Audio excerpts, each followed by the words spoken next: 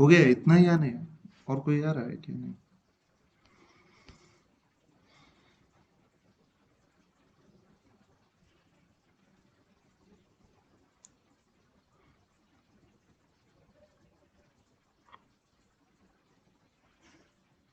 Visible है screen?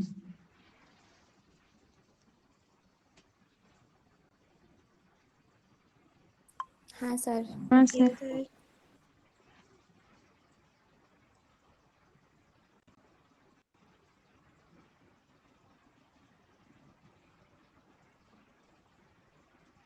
Okay, शुरू करते हैं। ठीक है, कल तक हमने डिस्कस किया था क्या, एस लेयर तक, राइट?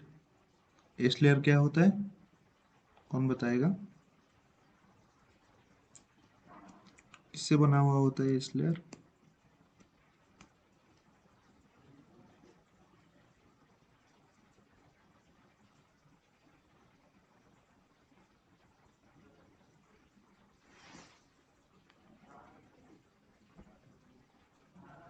सर पोरिन होता है वहाँ पे ना?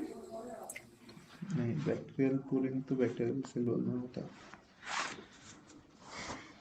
ठीक है, एस लेयर से थोड़ा शुरू करते हैं फिर चलेंगे। देखो, एस लेयर जो है वो ग्लाइकोप्रोटीन से बना हुआ होता है। ग्लाइकोप्रोटीन इंटरलॉकिंग से बना हुआ होता है। ठीक है, उसका शेप डिपेंड करता है कि वहाँ पे जो प्रोटीन, ग्लाइकोप्रोटीन प्रेजेंट है या कहीं कहीं जगह पे प्रोटीन प्रेजेंट होते हैं, वो किस टाइप का प्रोटीन है। तो प्रोटीन का स्ट्रक्चर के ऊपर बेस करके कितना प्रोटीन प्रेजेंट है, उसका शेप हेक्सागोनल होता है, नहीं तो टेट्रागोनल होता है, नहीं तो ट्राइमेरिक होता है। ठीक है, तो नेक्स्ट पॉइंट क्या था, जो मिथानोजन है, जो आर्किया है, आर्किया का कुछ मिथानोजन है, ठीक है, जो जिसका सेल वॉल सिर्फ एस लेयर से बना हुआ होता है। ठीक है, तो एस लेयर का काम क्या है, फंक्शन क्या है, वो ऑस्मोटिक लाइसिस या ऑस्मोटिक रोस्टिंग से हमको बचाने में हेल्प करते हैं, मतलब आर्किया को प्रोटेक्ट करने में हेल्प करते हैं। ठीक है, then however in many organisms S layer are present in addition to the cell wall components usually polysaccharide, मतलब ये जो ग्लाइकोप्रोटीन जो है एस लेयर, वो ग्लाइकोप्रोटीन के सॉरी पॉलीसेकेराइड के साथ भी एसोसिएट होके देखने के लिए मिलेगा। ठीक है, तो नेक्स्ट, एक एस लेयर क्या है, एस लेयर कैसे काम करता है, ये एक इंटरफेस के हिसाब से काम करता है, किसके बीच में, आउटर एनवायरनमेंट और बैक्टीरियल के इनर एनवायरनमेंट। ठीक है, सेल वॉल का जैसा काम है, इस लेयर का काम ऑलमोस्ट सेम है, बट सेल वॉल में हमको पॉलीसेकेराइड देखने के लिए मिलता है, इस लेयर में हमको ज्यादा प्रोटीन देखने, ग्लाइकोप्रोटीन्स प्रोटीन्स देखने के लिए मिलते हैं। ठीक है, इसीलिए आर्किया जो है वो किसको रेजिस्टेंट होता है, लाइसोजाइम एंड एंटीबायोटिक को रेजिस्टेंट होता है। कौन सा एंटीबायोटिक, पेनिसिलिन। ठीक है, तो नेक्स्ट है capsule and slime layer. Capsule क्या है, देखो मेनी प्रोकैरियोट सीक्रेट स्लाइमी और sticky material on their cell surface. जो सेल होता है, जैसे कि कल मैंने बोल रहा था बायोफिल्म, बायोफिल्म कहाँ पे होता है, उसका कॉलोनी के साइड में होता है, कॉलोनी के सरफेस के ऊपर पूरा चारों तरफ होता है, बट यहाँ पे क्या होता है, ये सेल के चारों तरफ होता है, आगे चलकर हम इमेज में देखेंगे। ठीक है, सेकंड पॉइंट क्या है, these are not considered part of the cell wall because they do not confer significant structure to the strength on the cell wall। ये सेल वॉल को एनफ स्ट्रेंथ नहीं देता है, ये वो प्रोवाइड नहीं करता है जो सेल वॉल प्रोवाइड करता है। क्या है वो, semi permeability or selectively permeability to some of the molecules like glucose ions, इस सब को कैप्सूल या स्लाइम लेयर प्रोहिबिट नहीं कर सकता है। ठीक है, तो क्या हुआ, मतलब तुमको क्या यहाँ पे क्या पता चल रहा है, जो कैप्सूल या स्लाइम लेयर है उसके अंदर जो मॉलिक्यूल है ग्लूकोज या सोडियम पोटेशियम, वो अच्छी तरीके से मूव आउट कर सकते हैं, मूव इन या मूव आउट कर सकते हैं। ठीक है, इसीलिए इसको सेल वॉल का पार्ट एक माना नहीं गया है। ठीक है, देन और क्या है, थर्ड, दिस में भी थिक और थिन, रिजिड और फ्लेक्सिबल, वो डिपेंड करता है कि जो केमिस्ट्री, केमिस्ट्री मतलब बैक्टीरिया जहाँ पे ग्रो हो रहा है वो किस कंडीशन में ग्रो हो रहा है, उसके पास वाटर कंटेंट कितना ज़्यादा है, उसके चारों तरफ जो एनवायरनमेंट है उसका उसका जो वो हाइपोटोनिक है या हाइपोटोनिक है, ठीक है, वो सब डिपेंड करता है। जैसे कि हम कल देख रहे थे सॉल्ट लविंग बैक्टीरिया जो हैलोफाइल्स है, हैलोफाइल्स के पास मतलब वो वहाँ पे किस किस के बीच में इंटरेक्शन होता था, सल्फर और पोटेशियम, सोडियम। हाँ सोडियम, सोडियम। सोडियम के बीच में इंटरेक्शन होता था, ठीक है। सल्फर और सोडियम के बीच में जब इंटरेक्शन होता था तभी वो अपने तरफ ही एक सील्ड मतलब एक प्रोटेक्टिंग लेयर बना देता था, जिस वजह से वो अपना जो काम होता था, आई मीन जो सेल का मेटाबॉलिज्म वगैरह होता था उसको अच्छे से कर पाता था, ठीक है। तो वो डिपेंड करता है कि वो स्लाइम लेयर आइदर थिक होगा या रिजिड होगा, थिक होगा या थिन होगा, रिजिड होगा कि फ्लेक्सिबल होगा, वो सब डिपेंड करता है, ठीक है। ये क्लियरली डिफाइन नहीं है कि स्लाइम लेयर जो है वो थिक है थिन है, ठीक है। Then fourth point, traditionally, if the layer is organized in a tight matrix that excludes small particles such as India ink, मुझे कौन कल भेजा था India Inc, it is called a capsule. India Inc क्या है, कल मैंने पूछा था सबको।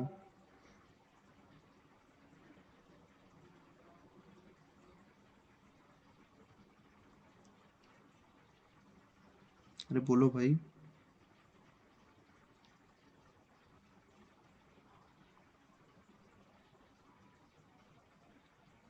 इंडिया इंक एक स्टेनिंग प्रोसीड्योर है, ठीक है, जहाँ पे तुमको जहाँ पे तुम क्या कर सकते हो, आर्किया को स्टेनिंग भी कर सकते हो।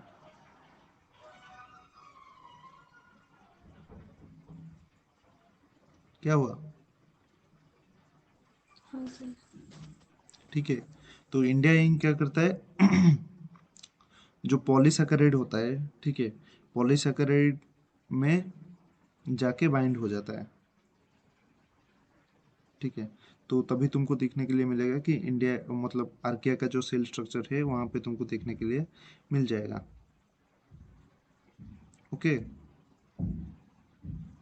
बट तुम उसको वाटर से वाइप कर लोगे तो वो वाइप हो जाता है इंडिया इंक जो, ठीक है। हम फंगस को भी स्ट्रेन करने के लिए कहीं कहीं जगह पे यूज करते हैं, क्योंकि फंगस कभी कभी स्टेनिंग नहीं हो पाता है, मतलब उसका सेल वॉल वगैरह, तो हम इंडिया इंक वहाँ पे भी यूज करते हैं। जनरली हम बीएससी में यूज करते थे इंडिया इंक, ठीक है। देन फिफ्थ पॉइंट क्या है, bye contrast the layer is more easily deformed, deformed means it will not exclude particles and more difficult to see is there is called slime layer or not, ठीक है। क्या है मतलब, इसका मतलब क्या है, देखो जो लेयर फॉर्मेशन हुआ है वो इजीली डिजेनरेट होता है क्योंकि वो टाइटली पैक नहीं होता है सेल वॉल जैसा, right. Then what happen, it will next exclude the particles, मतलब जो पार्टिकल उसके अंदर सेल वॉल इसीलिए हमको दिखाई देता है क्योंकि वो टाइटली बाइंड है, वहाँ पे प्रोटीन्स वगैरह है जहाँ पे तुम स्टेनिंग करके देख सकते हो। विदाउट स्टेनिंग तुम तो बैक्टीरिया आर्किया को नहीं देख पाओगे ना। बट जो बायो बायोफिल्म जो जो स्लाइम लेयर फॉर्मेशन हुआ है बैक्टीरिया के चारों तरफ, कैप्सूल के चारों तरफ, तो वहाँ पे तुमको क्या मिलेगा देखने के लिए, जब तुम कोई इंक कोई स्टेनिंग कुछ स्टेन अप्लाई करो, स्टेन मतलब समझ रहे हो, कलर्स, ठीक है, to visualise the bacterial cell और, ठीक है। तो बैक्टीरियल सेल हो गया, आर्किया सेल हो गया, फंगस, algae, ये सब देखने के लिए हम स्टेन यूज करते हैं, जो जाके क्या करता है ना, उसके स्टेन एक केमिकल है जो जाके सेल वॉल में फिट हो जाता है, मतलब सेल वॉल में लॉक हो जाता है, ठीक है। लॉक होने के बाद तुम वहां पे देख पाओगे कि बैक्टीरिया के सेल का साइज क्या है, कैसे बैक्टीरिया का सेल वॉल है, वो सब। Then this is called the slime layer, ठीक है। जनरली तुमको ये नहीं दिखेगा क्योंकि स्टेनिंग भी नहीं होता है, क्लियर। तो देन चलते हैं नेक्स्ट। सबको दिख रहा है यहाँ पे सेल वॉल कैप्सूल, दिख रहा है कि नहीं, हाँ सर। ठीक है। हाँ सर। हाँ सर। तो ये जो चारों तरफ जो फॉर्मेशन हुआ है ये है कैप्सूल। जनरली कैप्सूल क्या करता है, कैप्सूल हेल्प करता है बायोफिल्म फॉर्मेशन में, नहीं तो वहाँ पे जब बैक्टीरिया का कंपटीशन होता है वहां पे हेल्प करता है, ठीक है। यहाँ पे लिखा हुआ है in addition to capsule typically adhere to film to the cell wall and some are even covalently linked to the peptidoglycan. Slime layer by contrast are loosely attached and can lost from the cell surface. तो capsule और cell slime layer में क्या difference है, ठीक है। Capsule जो होता है कैप्सूल जो हम्म, टाइटली पैक्ड होता है, किसके साथ, सेल वॉल के साथ। सेल वॉल में क्या है, पेप्टिडोग्लाइकन। बैक्टीरियल सेल वॉल के साथ। हाँ, तो पेप्टिडोग्लाइकन के साथ कैप्सूल अटैच होता है अच्छे से, बट जो स्लाइम लेयर होता है वो उतना अच्छे से अटैच नहीं होता है, ठीक है। यहाँ पे जैसे कि तुम देख रहे हो, ठीक है, किससे स्टेन हुआ है, ये है जो नंबर सी है, वो राइजोबियम टोफिले, ठीक है।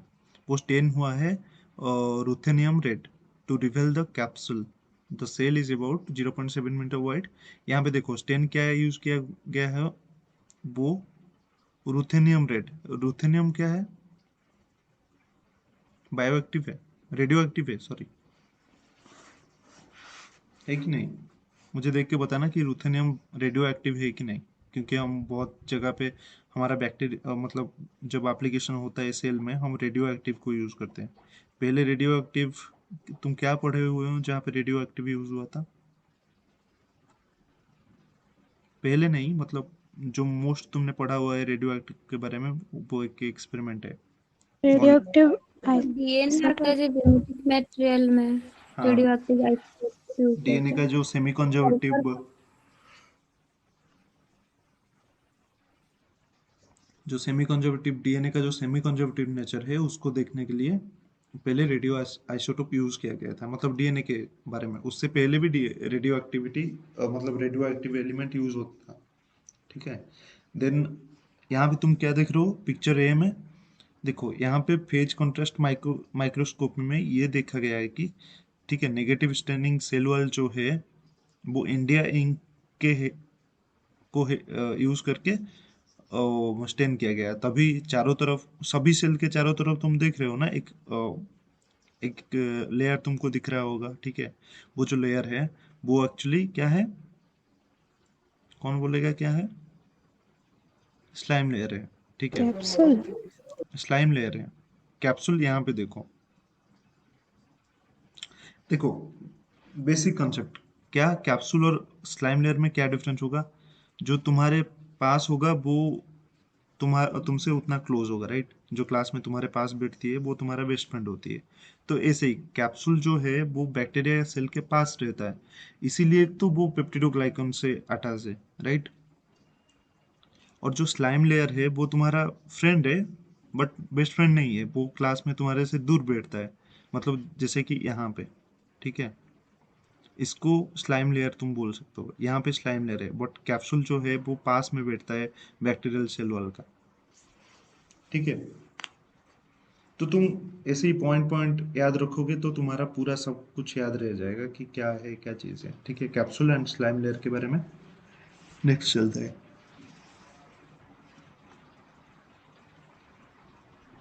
Polysaccharide layer have several functions in bacteria, जैसे कि फॉर एग्जांपल कौन बोलेगा क्या क्या है, टॉक्सिसिटी प्रेजेंट करना, टॉक्सिसिटी शो करना, ठीक है। और आज सिग्नल सिग्नल पार्टिकल के हिसाब से काम करता है बैक्टीरियल सेल वॉल के, कि कौन सा पार्टिकल कौन सा मॉलिक्यूल अंदर जाएगा सेल के, कौन सा अंदर नहीं जाएगा, ठीक है।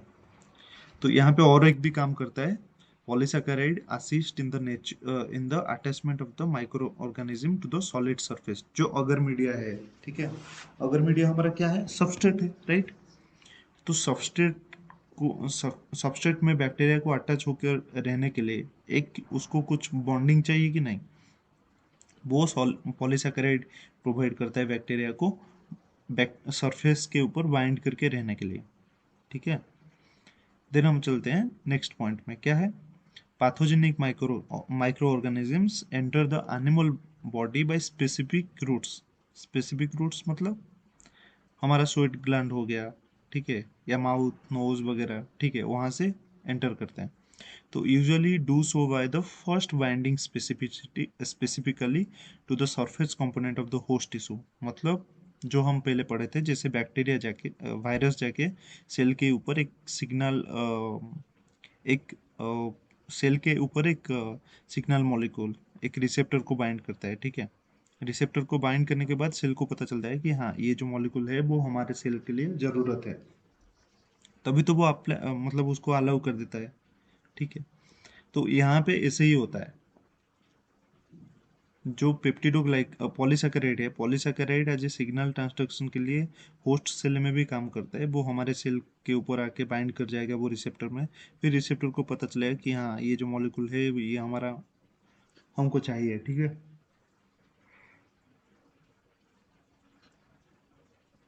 जब उसको पता चलेगा कि हाँ उसको बाइंड करना है वहाँ पे, फिर वो बाइंड करने के बाद बैक्टीरिया सेल के हमारे सेल के अंदर जाके फिर डिफरेंट डिजीज इंड्यूस करता है, ठीक है। देन थर्ड पॉइंट क्या है, many nano pathogenic bacteria also bind to the solid surface in the nature, sometimes forming a thick layer called biofilm, ठीक है। Nano pathogenic, sorry I'm sorry, non-pathogenic bacteria also bind to the solid surface in the in nature, sometime forming a thick layer of called biofilm। जो हमारा, मैं जैसे कि बोल रहा था, हमारा जो गट माइक्रोबायोटा है वो पैथोजेनिक है क्या? नहीं है, ठीक नो है। सर। जो नॉन पैथोजेनिक। हाँ, जब वो हमारे सेल के अंदर मतलब वहाँ पे रहते हैं, तो वहाँ पे एसिडिक एनवायरनमेंट में उनको सस्टेन करने के लिए, क्योंकि वहाँ पे एसिडिटी ज़्यादा होता है ना हमारे इंटेस्टाइन के अंदर, ठीक है। तो वहाँ पे वो बायोफिल्म फॉर्मेशन करते हैं। वो बायोफिल्म कैप्सूल और स्लाइम लेयर का एक कॉम्प्लेक्स फॉर्म है जो हेल्प करता है किसको, नॉन पैथोजेनिक बैक्टीरिया, जैसे कोई भी बैक्टीरिया हो उसको ग्रो करने में, ठीक है। बायोफिल्म आज ए सेपरेशन काम करता है आउटर एनवायरनमेंट से bacterial colony. So us slime layer and capsule भी ऐसे काम करते हैं, बट स्लाइम लेयर जो है वो थोड़ा उतना अच्छे से बना हुआ नहीं होता है, ठीक है। अभी तक क्लियर सबका?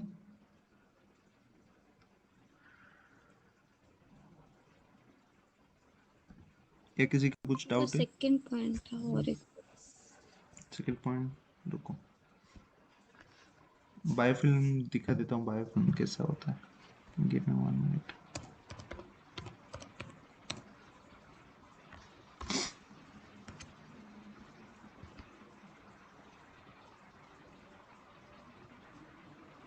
Just a second also.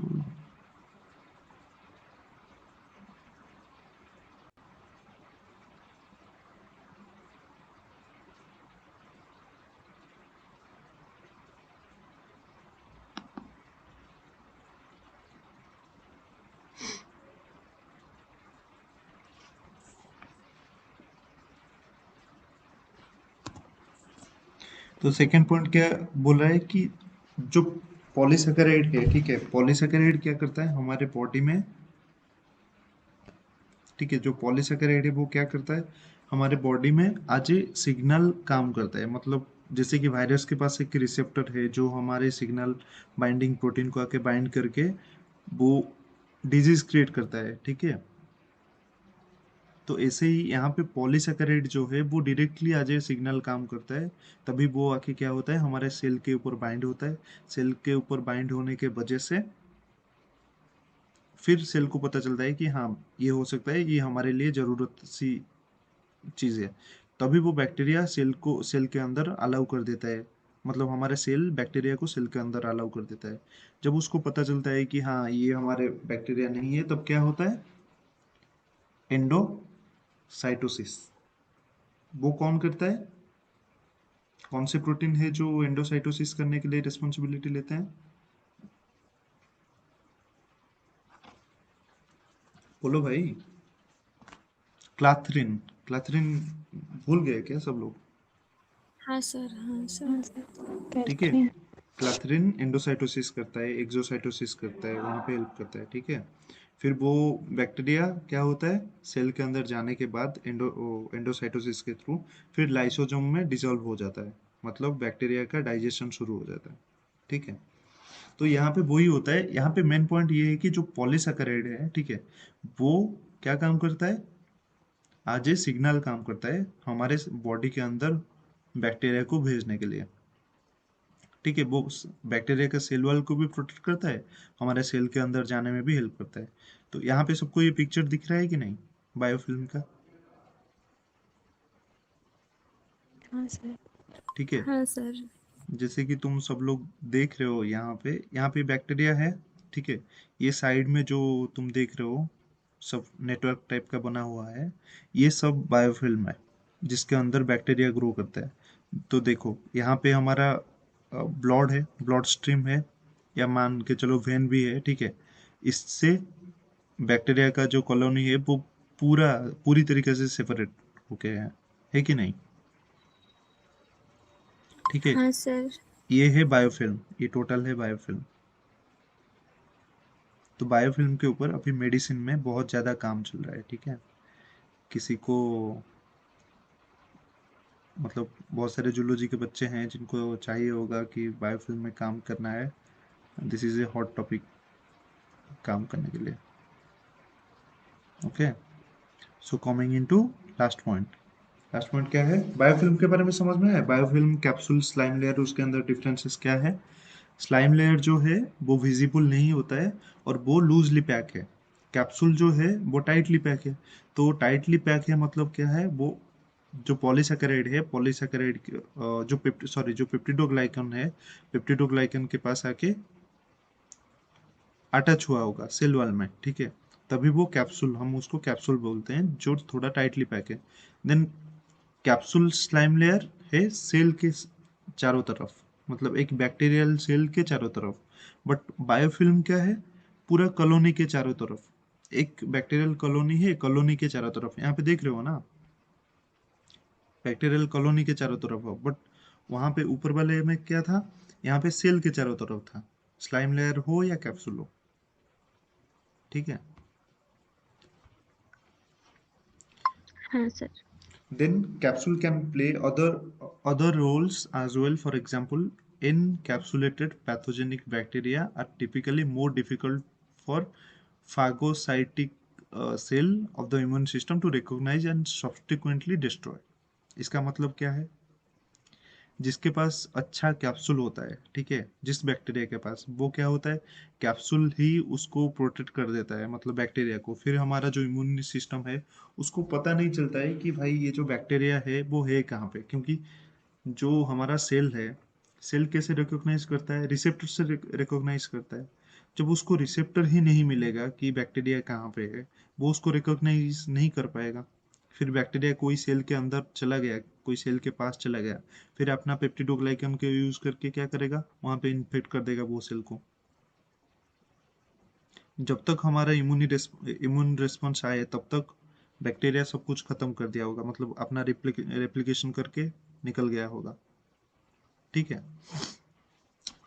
तो कैप्सूल जो पैथोजेनिक बैक्टीरिया है, जिसके पास भी है पैथोजेनिक बैक्टीरिया के पास, वो बहुत डेडली है, मतलब उसका ट्रीटमेंट होना बहुत मुश्किल है। ठीक है, इवन उसके ऊपर एंटीबायोटिक भी अच्छे से काम नहीं करता है। ओके, सर, हाँ, yes। सर हम उसको हीट ट्रीटमेंट देके तो डिस्ट्रॉय कर सकते हैं कैप्सूल को। हाँ, इसका मतलब ये नहीं कि देख हमारे बॉडी के अंदर हीट है, मतलब मेंटेन होके हीट रहता है, बाहर कितना भी टेम्परेचर हो, राइट? अभी तू, तेरे बॉडी के अंदर टेम्परेचर 40 डिग्री हो जाएगा, 40 डिग्री, 42 डिग्री हो जाएगा, मतलब तो हम जब हीट ट्रीटमेंट देते हैं जनरली 60 डिग्री में देते हैं, 60 डिग्री टेम्परेचर में बैक्टीरिया को, क्योंकि उससे पहले वो डिस्ट्रॉय नहीं होता है सेल वाल वगैरह।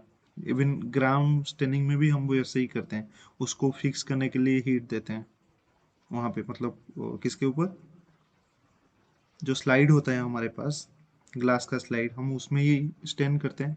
स्टेन करने के टाइम जब हम स्टेन करते हैं, जब वाइप करते हैं वाटर से, धोते हैं उसको, तो बैक्टीरिया वहां से निकल जाता है। तुमको उसको प्रॉपरली हीट देके उसको स्टेबल करना पड़ेगा वहां पे। ठीक है।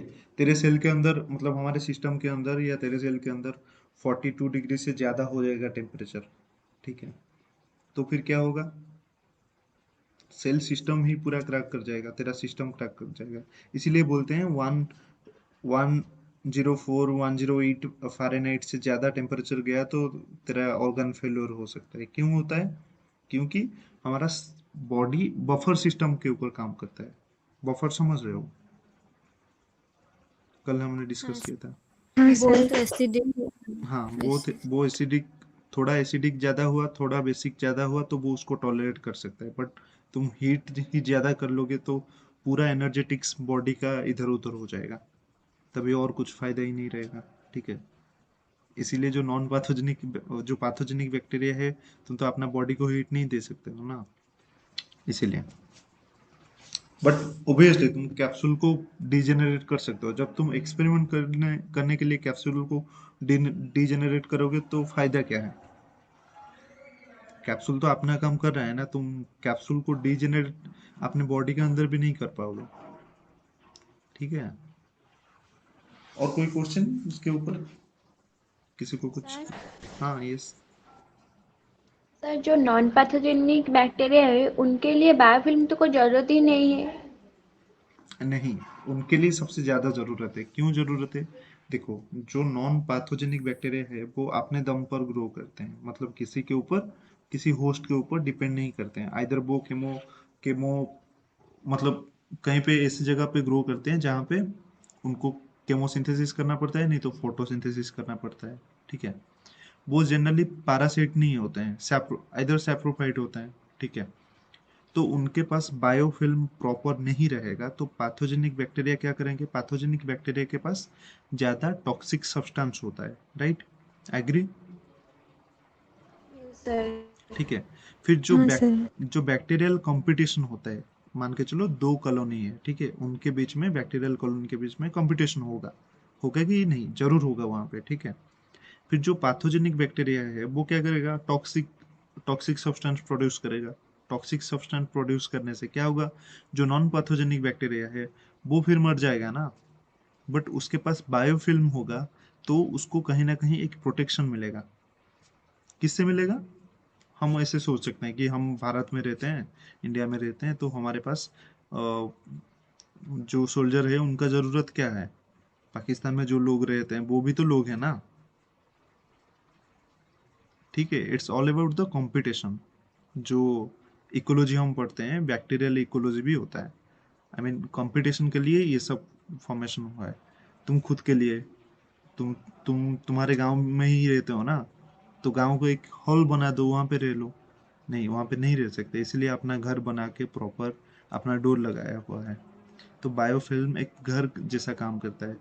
आई मीन वो तुमको पूरा प्रोटेक्शन देता है, जितने भी फैमिली मेंबर है, जितने भी कॉलोनी के अंदर जितने भी बैक्टीरिया है।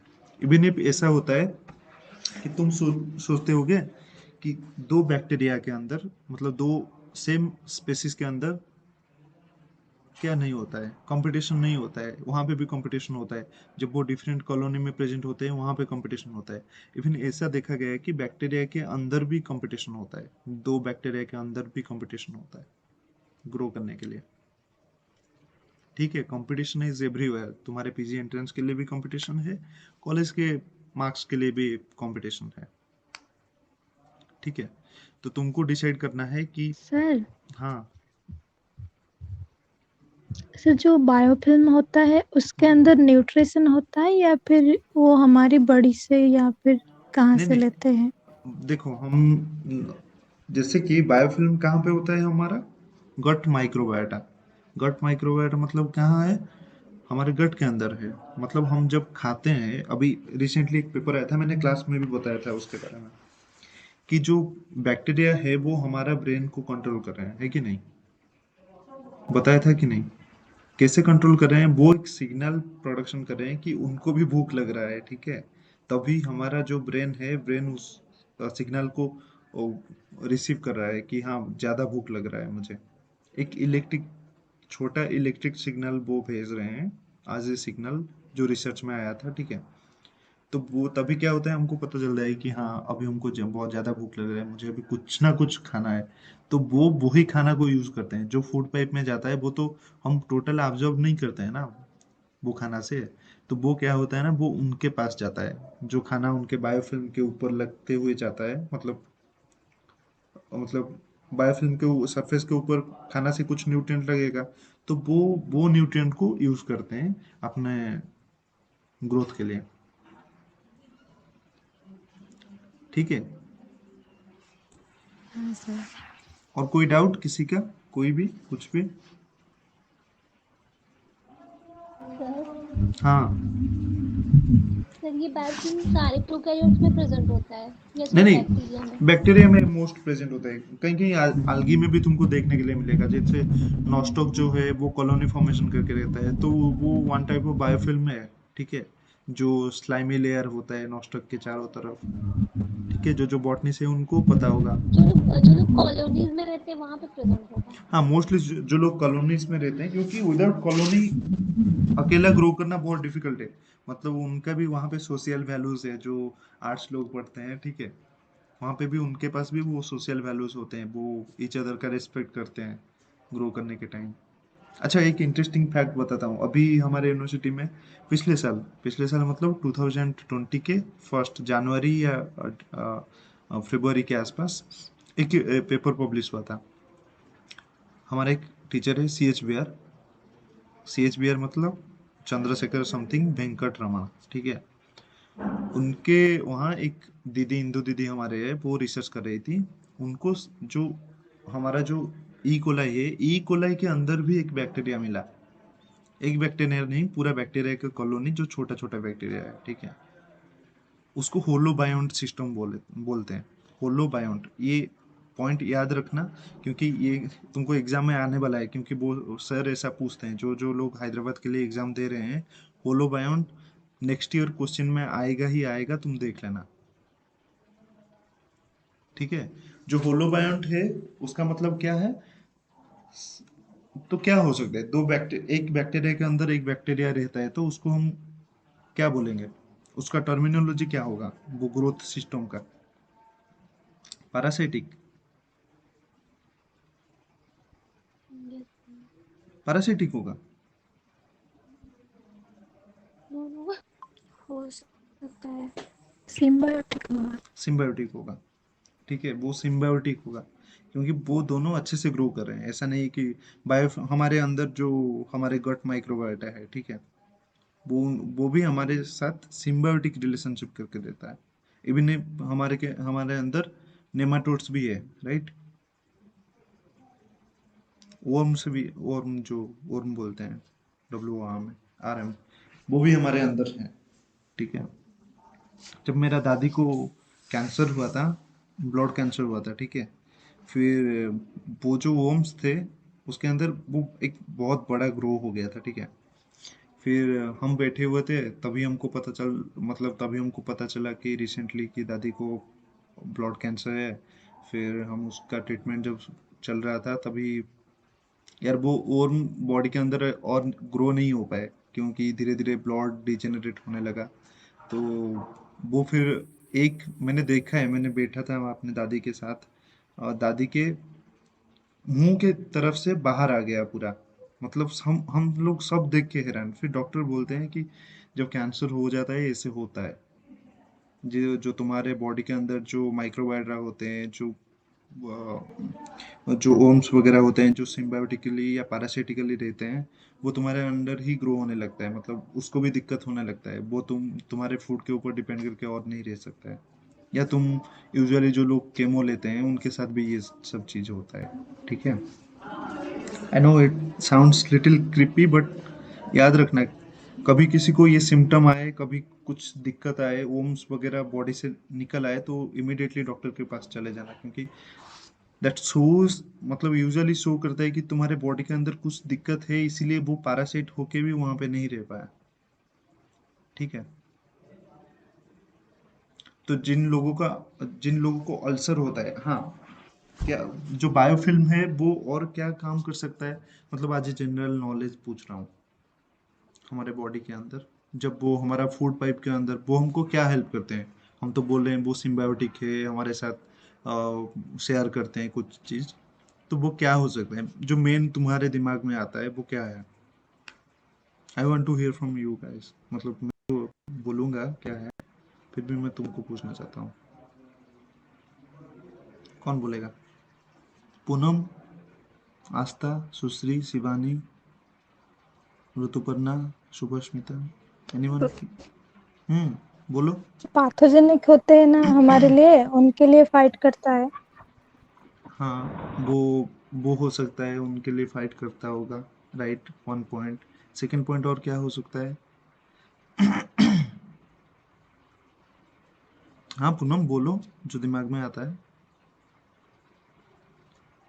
एग्जाम थोड़ी ना है, डिपेंड अपन तुम कैसे सोच सकते हो वो चीज को जो तुमको चाहिए, तभी तुमको पता चला है कि हाँ।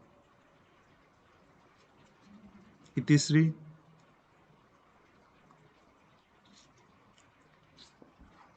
सर बॉडी के अंदर जो डाइजेशन या वेस्ट मटेरियल तो वो भी प्रोसेसिंग में शायद हेल्प करते होंगे।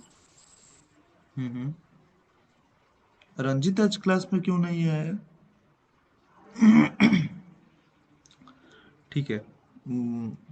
वो होता है, वहाँ पे हेल्प करता है डिग्रेडेशन में कभी कभी, जैसे कि लैक्टोज डिग्रेडेशन में छोटे बच्चे का हेल्प करता है बायोफिल्म। ठीक है। और भी होता है कि जो हमारा एसिडिक एनवायरनमेंट होता है कहाँ पे, इंटेस्टाइन में। तो हमारा इंटेस्टाइन में जो सेल, मतलब जो एपिथेलियल सेल लेयर है, वो तो फिर डिजेनरेट कर जाना चाहिए ना, क्योंकि एसिडिक एनवायरनमेंट है। राइट। बायोफिल्म हमको उससे भी प्रोटेक्ट करता है। ठीक पर है। वहां पर तो म्यूकस मेम्ब्रेन प्रोटेक्ट करता है ना।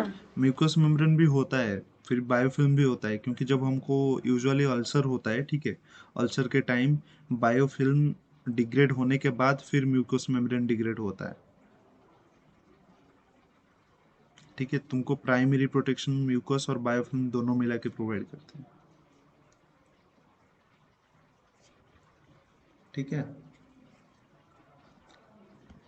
तो सर एग्जाम में अगर क्वेश्चन आएगा तो हम किसको प्रायोरिटी देंगे? डेफिनेटली म्यूकस को देना चाहिए, क्योंकि ये एक बायोफिल्म के बारे में ये नया इन्फॉर्मेशन है। अभी तक तुमको बुक में ये सब चीज़ें नहीं मिलेगा। हम पेपर, मतलब हमारे जो, तुम जब अच्छे यूनिवर्सिटी में एडमिशन करोगे, जो पढ़ाया जाता है एमएससी बच्चे, तुम ऑलरेडी मास्टर हो। मास्टर मतलब तुम एक सब्जेक्ट में मास्टर हो, मतलब तुम साइंटिस्ट के पोजीशन पे हो।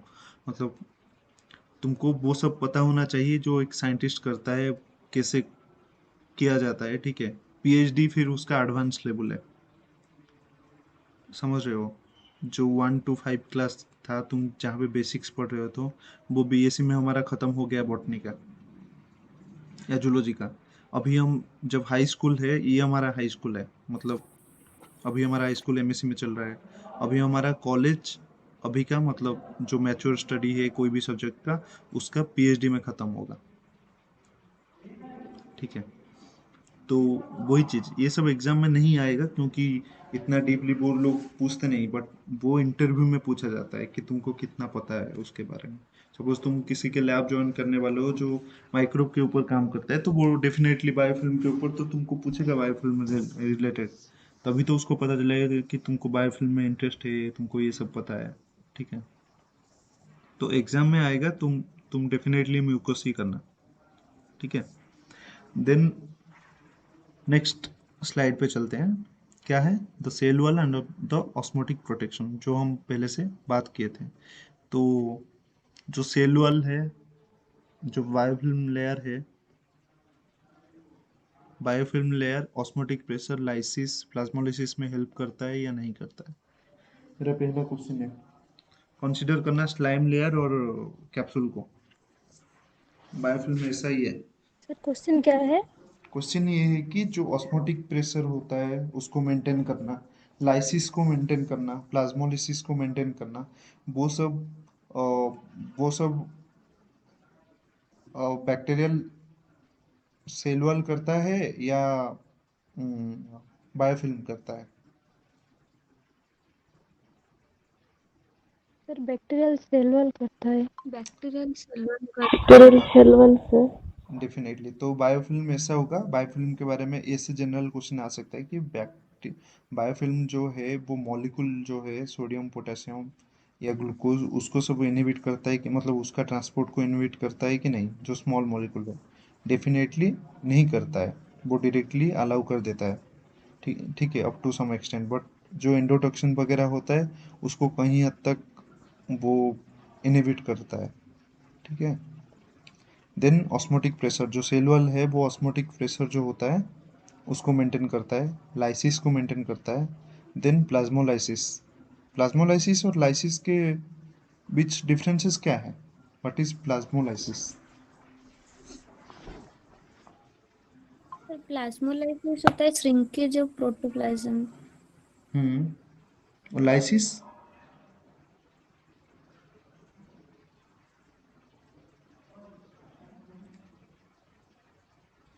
लाइसिस का एक अंडर में आता है प्लाज्मोलाइसिस। हम्म तो लाइसिस, फिर हम लाइसिस को कैसे डिफाइन करेंगे?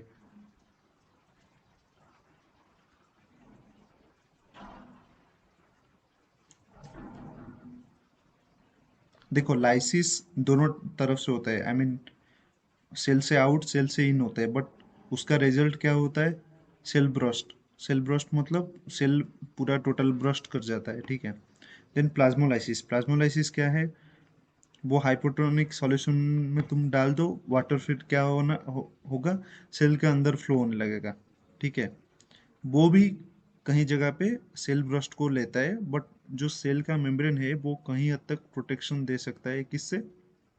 लाइसिस, प्लाज्मोलाइसिस से। बट जब आउट होगा, मतलब जब लाइसिस अच्छा हाइपोटोनिक सॉल्यूशन में होगा सेल, फिर वो जब पूरा वाटर आउट हो जाएगा तभी सेल ही ब्रस्ट कर जाएगा, क्योंकि उसके पास और कुछ नहीं होगा, वाटर नहीं होगा तो उसके पास कुछ कुछ मीडियम ही नहीं होगा कुछ करने के लिए।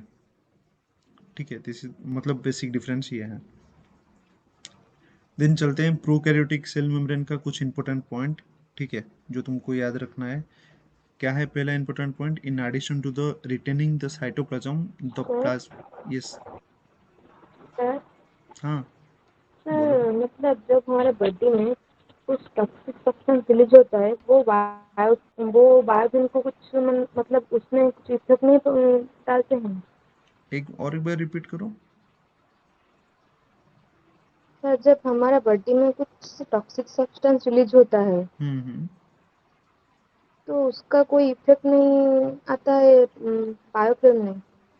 बायोफिल्म बॉडी के अंदर कहाँ हमारा टॉक्सिसिटी आता है? हमारे बॉडी के मतलब सेल के अंदर आता है, मतलब बॉडी सिस्टम के अंदर। बट जो बायोफिल्म है वो तो हमारे बॉडी सिस्टम के, फूड पाइप हमारा सिस्टम के अंदर नहीं है। ओब्वियसली वो हमारे बॉडी का हिस्सा है, बट वो एक मतलब तुम्हारे लिए वो एक आउटर पाइप ही है जहाँ पे फूड जाके फिर स्टोमक में डाइजेशन होने होने लगता है। फिर वहां से न्यूट्रिशन कहाँ पे जाता है? सेल के अंदर। तब तक तो वो सेल के बाहर ही रहता है ना। तुम्हारा माउथ तुम्हारा बॉडी सिस्टम का पार्ट है, बट वो तुम्हारा मतलब तुम उसको पूरा इनर इनर लाइन नहीं बोल सकते हो। आई मीन समझ रहे हो मेरा पॉइंट में क्या बोलना चाहता हूँ? ठीक है। जब जब तक हाँ हमारा सर। सिस्टम के अंदर मतलब सेल के अंदर नहीं जाएगा, सेल सिस्टम के अंदर नहीं जाएगा, तब तक वो हमारा सिस्टम का हिस्सा नहीं होगा। बट स्टिल हमारा जो फूड पाइप है वो हमारा एक ऑर्गन है, तो इसीलिए बायोफिल्म वहाँ पे प्रेजेंट है। जब भी कोई बॉडी के अंदर टॉक्सिक प्रोड्यूस होता है, जब तक वो मतलब वो बायोफिल्म को अफेक्ट करना उतना ज़्यादा नहीं है, वो अफेक्ट नहीं कर सकता है, क्योंकि सपोज मान लो कोई बैक्टीरिया तुमको इन्फेक्ट किया, फिर वो एंडोटॉक्सिन प्रोड्यूस किया। ठीक है। जब वो एंडोटॉक्सिन म्यूकस ग्लैंड से, जो म्यूकस ग्लैंड है इंटेस्टाइन के अंदर या फूड पाइप में, उसके थ्रू जब बायोफिल्म को अटैक करेगा, हाँ वो हो सकता है। ठीक है। बट वो उतना फ्रिक्वेंटली नहीं होता है, क्योंकि हमारा बॉडी के सिस्टम जो है, इम्यून सिस्टम, वो फिर एंडोटॉक्सिन को स्वेट ग्लैंड से रिमूव करने लगते हैं। ठीक है। कभी कभी ऐसा हाँ होता है सर। कि जो अल्कोहलिक लोग होते हैं, मतलब जो लोग ज़्यादा अल्कोहल पीते हैं, वो अल्कोहल जाके क्या करता है ना, बॉडी में कुछ रिसेप्टर है उनको एक्टिव कर देता है। ठीक है। एक्टिव कर देता है मतलब कुछ टॉक्सिसिटी शो करना शुरू कर देता है। जब कुछ बहुत ज़्यादा हो जाएगा। तो वो सेल मतलब हमारा बॉडी सिस्टम ब्लॉट क्या करता है, वो टॉक्सिक मटेरियल को लेके ट्राई करता है कि जहाँ से वो निकल पाए निकाल दे। बट जब वो स्वेट ग्लैंड से नहीं होता है, वो हमारा पाम जो हाथ के क्या जो सॉफ्ट सरफेस होते हैं इधर वहां पे डिपॉजिट होके बॉल लाइक होता है, जैसे कि कुछ पिंपल्स टाइप का होता है वो वहां पे होता है, नहीं तो हमारा पैर के तरफ होता है। ठीक है, क्योंकि वो सबसे सॉफ्ट जगह है। तो मोस्टली पाम में देखा गया है। मैंने अभी 2-3 दिन पहले मेरे एक भाई के पास ऑब्जर्व किया कि भैया आपके हाथ में ये क्या हुआ है। मैं बोले मैंने ज़्यादा ड्रिंक्स कर लिया था तो बॉडी डिहाइड्रेट हो गया, तो डिहाइड्रेट होने के वजह से ये दिक्कत हुआ है। फिर मैंने आके सर्च किया कि डिहाइड्रेशन होने से ऐसा क्यों होगा। फिर मुझे पता चला कि कुछ रिसेप्टर कुछ टॉक्सिक प्रोड्यूस होने लगते हैं जो आके वहाँ पे डिपॉजिट हो जाते हैं। ठीक है, तो हाँ सर।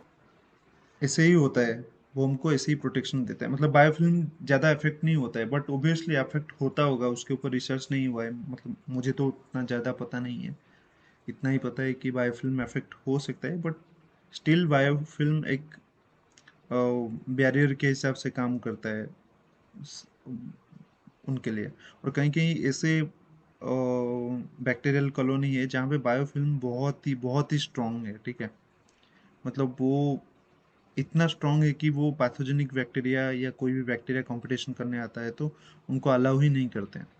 तो हमारे यहाँ पे मेरा दोस्त एक है, वो मुझे बता रही थी कि बायोफिल्म आगे चलकर बहुत काम में आने वाला है। कहाँ पे, जो हमारा सबको पता है ना, जब वेंटिलेटर लगता है, जब हम किसी को कोई आईसीयू में होता है तो उसको वेंटिलेटर में लिया जाता है। तो वेंटिलेटर मतलब दो ऑक्सीजन का पाइप तुम्हारे नाक के अंदर डाल दिया जाता है लॉन्ग्स तक। ठीक है, वो डायरेक्टली लॉन्ग्स को ऑक्सीजन भेज देता है, और वहाँ पे ऑक्सीजन थोड़ा भी होता है तो एयर के हिसाब से वो सही होता है। फिर हमारा बॉडी मतलब हम लॉन्ग से अच्छे से फंक्शन करता है, बॉडी ऑक्सीजन मेंटेन होता रहता है।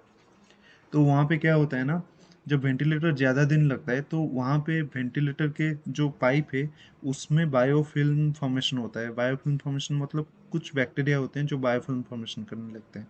फिर वो क्या करता है ना, वो हमारे बॉडी के अंदर लॉन्ग्स को जाने तक जो बैक्टीरियल कॉलोनी है उनके साथ मतलब उनके साथ फिर कंपटीशन करता है। कंपटीशन करके वहाँ पे ग्रो कर जाता है। ठीक है, ग्रो करने के बाद जो डेथ होता है वो वेंटिलेटर जो है, वेंटिलेटर के इन्फेक्शन से बहुत ज़्यादा लोगों का डेथ होता है देन देयर कंडीशन। मतलब किसी को ब्रेन स्ट्रोक हुआ है तो वो मेडिकल में है अभी। ठीक है, वो अभी शायद हो सकता है वो 6 महीने रहे वहाँ पे आईसीयू में अनकॉन्शियस, या 1 साल रह सकता है, या 2-3 दिन में भी आ सकता है। जो 6 महीने रहता है उसको वेंटिलेटर का ज़रूरत पड़ता है, तो यार 6 महीने तक तो उसको वेंटिलेटर में रखना पड़ेगा। तुम एक बार वेंटिलेटर में डाल दो फिर 1 महीने 1.5 महीने के अंदर उसका डेथ ही हो जाएगा, क्योंकि ये बायोफिल्म के वजह से, मतलब ये बैक्टीरिया के ग्रोथ के वजह से बायोफिल्म। तो अभी क्या कर रहे हैं डॉक्टर्स, वो रिसर्च कर रहे हैं कि जो बायोफिल्म है वो बायोफिल्म मतलब वेंटिलेटर के ऊपर ऐसे बैक्टीरिया को ग्रो किया जाए जो हमारे बैक्टीरिया के लिए अच्छा हो, उनके साथ कंपटीशन अच्छे से ना करे। और ये जो बैक्टीरिया ग्रो करता है जो डेथ के कॉज है, हमारे डेथ के कॉज है, वेंटिलेटर के पाइप के ऊपर ग्रो करता है, उसके लिए वो मतलब उसके लिए वो क्या है, पैथोजेनिक हो, मतलब उसको ग्रो ही नहीं करना देगा वहाँ पे। तो बायोफिल्म का ऐसा एप्लीकेशन अभी चल रहा है। ठीक है, तो प्रोकैरियोटिक सेल मेम्ब्रेन को आते हैं। Important role of plasma membrane क्या है, सिलेक्टिवली परमेबल बैरियर जो सिलेक्टिवली परमेबिलिटी शो करता है। ठीक है, और क्या है, और क्या है, ट्रांसपोर्ट सिस्टम। आज ये ट्रांसपोर्ट सिस्टम काम करता है, जैसे कि हमारे सेल वॉल में सेल मेम्ब्रेन में काम करता है। ठीक है, देन फोर्थ पॉइंट क्या है, मेटाबॉलिक प्रोसेस में हेल्प करता है। देखो ये डिफरेंट है, प्रोकैरियोटिक और यूकैरियोटिक सेल मेम्ब्रेन में यही डिफरेंस है कि जो प्रोकैरियोटिक सेल मेम्ब्रेन है वहां पे तुमको देखने के लिए मिलेगा, क्या मिलेगा देखने के लिए, मेटाबॉलिक एक्टिविटी, जैसे कि हम ग्राम नेगेटिव बैक्टीरिया में देखे थे। उसका जो पेरिप्लाज्मिक स्पेस है वहाँ पे एंजाइम्स वगैरह सब थे, ठीक है।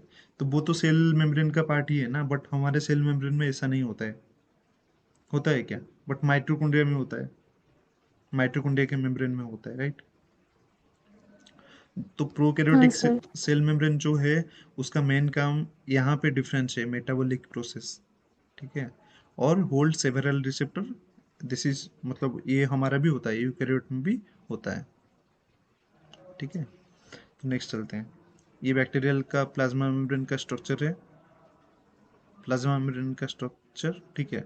और वहाँ पे तुमको पेप्टिडोग्लाइकन लेयर वगैरह देखने के लिए मिलेगा, जिसके अंदर फिर क्या होता है, एंजाइम एंजाइम वगैरह होता है। तो फ्यू इम्पोर्टेंट पॉइंट, क्या इम्पोर्टेंट पॉइंट है जो अभी तक हम कवर किए वो अभी नहीं किए हैं यहाँ पे। तो the membranes associated with the lipids are structurally asymmetric, ठीक है। जो हमारा जो लिपिड था वो सिमेट्रिक था या असिमेट्रिक था यूकैरियोट में? asymmetric. ठीक है, तो यहाँ पे पॉइंट सेम है, मतलब ये सिमिलरिटीज है, राइट। और एंड उसका हमारा भी polar and non polar and था, राइट। और यहाँ पे भी है polar and non polar and, तो इसको एम्फीपैथिक बोला जाता है, इसीलिए तो हाइड्रोफोबिक हाइड्रोफिलिक प्रॉपर्टी शो करते हैं, right. Then second point, in aqueous environment amphipathic lipids can interact to form a bilayer, जो हमारे पास होता है बाइलेयर, राइट। देन और क्या है, मेम्ब्रेन प्रोटीन जो होता है, यहाँ पे देखो हमारे पास जो प्रोटीन था वो पेरिफेरल था, इंटीग्रल था, राइट, था कि नहीं? हाँ सर। हाँ सर. तो यहाँ पे भी पेरिफेरल और इंटीग्रल प्रोटीन है, बट यहाँ पे पेरिफेरल जो प्रोटीन है वो कम है कंपैरेटिवली इंटीग्रल प्रोटीन, ठीक है। तो वो 20 to 30% होता है पेरिफेरल प्रोटीन, क्योंकि वो सिग्नल ट्रांसडक्शन वगैरह में हेल्प करते हैं, और इंटीग्रल जो प्रोटीन होता है वो ट्रांसपोर्ट में हेल्प करता है, ठीक है। तो यहाँ पे इंटीग्रल प्रोटीन जो है वो 70 to 80% होता है। देन फोर्थ पॉइंट क्या है, bacterial membrane differ from eukaryotic membrane in lacking sterols, ठीक है। कभी एग्जाम में आएगा कि प्रोकैरियोट के पास क्या नहीं होता है, देखो स्टीरोल्स नहीं होते हैं, ठीक है, such as cholesterol and contain sterol like molecules called hopanoids, ठीक है। स्टीरोल उनके पास नहीं होता है, जैसे कि कोलेस्ट्रॉल, बैक्टीरियल सेल में तुमको कोलेस्ट्रॉल देखने के लिए नहीं मिलेगा, ये यूकैरियोटिक सेल का एक प्रॉपर्टी है कोलेस्ट्रॉल प्रेजेंट होना। लिपिड रैप्ट, ठीक है, तुमको बैक्टीरियल सेल में लिपिड रैप्ट ओकेजनली देखने के लिए मिलेगा। और जो स्टीरोल लाइक मॉलिक्यूल है उसको बोला जाता है क्या, हैपोनोइड्स, सॉरी होपानोइड्स, ठीक है। देन होपानोइड्स क्या है, an estimated total mass in sediment around 10 to the power 11 और 12, मतलब 10 में 11 जीरो या 12 जीरो के आसपास tons, equal to the total mass of organic carbon in all living organism, and there is evidence that haploids have contributed significantly to the formation of the petroleum। अभी समझ रहे हो बायो पेट्रोलियम के बात क्यों चल रहा है, बायो पेट्रोलियम के लिए बैक्टीरिया को अभी क्यों यूज किया जाता है, ठीक है। ये जो इसीलिए बोला जाता है कि जितने बैक्टीरिया है ना टोटल वर्ल्ड में, उनका जितना मास है उनके आगे जो ह्यूमन का मास है वो बहुत ही कम है, ठीक है। तो ये है complete few important points. Then हम चलते हैं आर्कियल मेम्ब्रेन के ऊपर। आर्कियल मेम्ब्रेन में हम डिस्कस किए थे मैंने, हाँ यस। सर जो बैक्टीरिया होते हैं उनका जो फंक्शन होता है पेट्रोलियम में, उसको थोड़ा बता देंगे? देखो जो बैक्टीरिया होता है, आइदर तुम वहाँ पे प्लाज्मिड यूज कर सकते हो ज़्यादा, ज़्यादा क्या प्रोडक्शन में, ग्लूकोज प्रोडक्शन में, क्योंकि जनरली ग्लूकोज ही बाद में जाके तुम्हारा क्या बनता है, इथेनॉल बनता है, राइट। तो हाँ इथेनॉल सर। इथेनॉल को ही यूज किया जाता है एज ए पेट्रोल, मतलब बायोफ्यूल के हिसाब से यूज़ किया जाता है। ठीक है, तो होपानॉइड्स जो है वो होपानॉइड्स भी तुम उसको कन्वर्ट कर सकते हो पेट्रोलियम को। ठीक है, तो यही सीन है, जो आइदर तुम बैक्टीरिया सेल के अंदर जो प्लाज्मिड है वहाँ पे ऐसे जीन इंसर्ट करो जो ज़्यादा ग्लूकोज प्रोडक्शन करेगा, जो तुमको बायो इथेनॉल देगा, नहीं तो तुम यहाँ पे वहाँ पे ऐसे जीन इंट्रोड्यूस करो प्लाज्मिड के थ्रू जो तुमको होपानॉइड्स ज़्यादा प्रोडक्शन करके सेल वॉल में देगा। तभी तुम सेल लाइसिस करके उसको सेंट्रीफ्यूज करके इथेनॉल बना सकते हो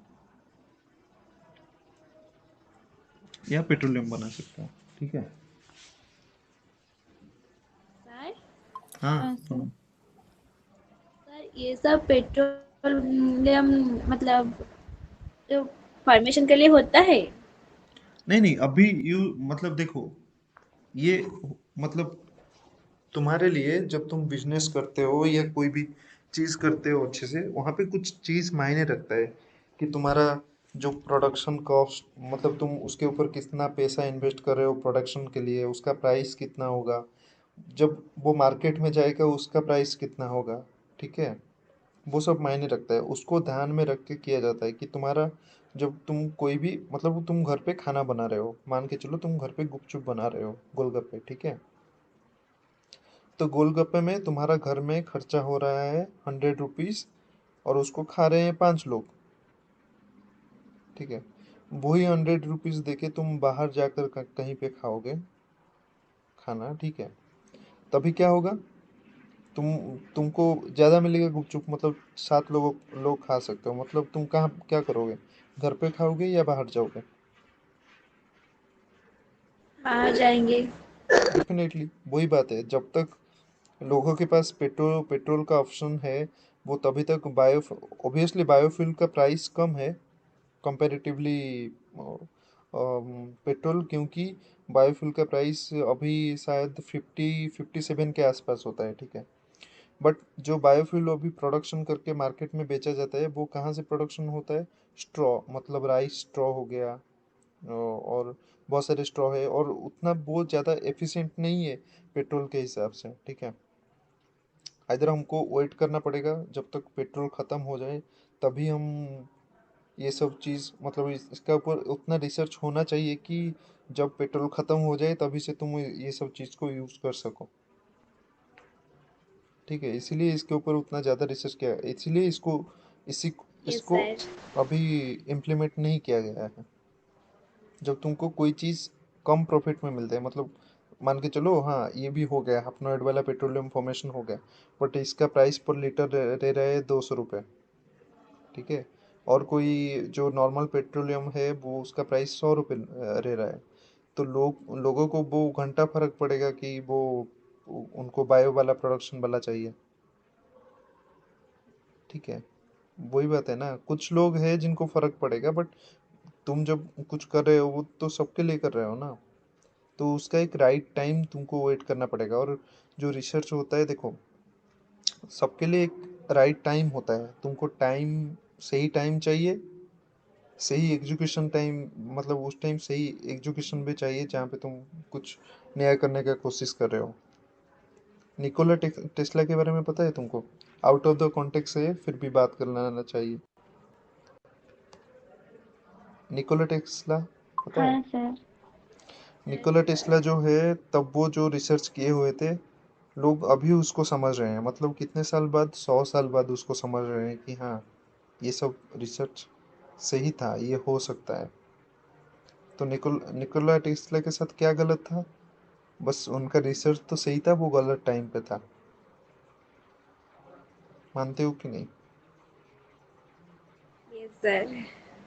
तो सही टाइम का इंतजार करना सबको पड़ता है। हो सके यहाँ पे मैं एमएससी करने के बाद मुझे पीएचडी करने के लिए चांस नहीं मिले या जॉब करने के लिए चांस नहीं मिले, बट मैं अपना सही टाइम का इंतज़ार करूँगा, कोशिश तो करूँगा, फिर सही टाइम का इंतज़ार भी करूँगा। ठीक है, तो कभी मत सोचना तुम किससे पीछे हो किससे आगे हो, बट टाइम अपने आप तुम्हारे पास आएगा, तुम टाइम के पास नहीं जा सकते हो। ठीक है, जी सर। तो हापोनोइड्स के यस बारे में, सर। वहाँ से पेट्रोलियम भी प्रोडक्शन हो सकता है, कभी कभी एग्जाम में पूछा जा सकता है, ठीक है। जो बैक्टीरियल मेम्ब्रेन है उसमें क्या मिलता है जो पेट्रोल प्रोडक्शन में हेल्प करता है, याद रखना, होपनोइड्स। हापोनोइड्स में बोलता हूँ होपनोइड्स, कुछ भी बोलो बस याद रखना होपनोइड्स है, ठीक है। HOPANOIDS। अभी तक किसी का कुछ क्वेश्चंस, डाउट?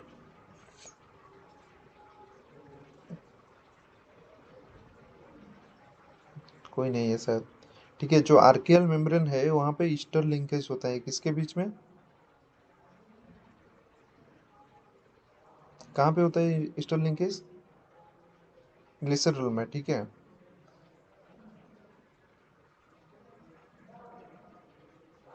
अच्छा मुझे कोई बताएगा सर यूकेरिया और बैक्टीरिया क्या है? बैक्टीरिया तो पता होगा, यूकेरिया क्या है? वो बैक्टीरिया से ज़्यादा डेवलप है। हाँ मतलब थोड़ा ज़्यादा एडवांस सिस्टम है देन बैक्टीरिया। तो बैक्टीरिया उसके यूकेरिया, अंदर जो ऑर्गेनेल प्रेजेंट होता है।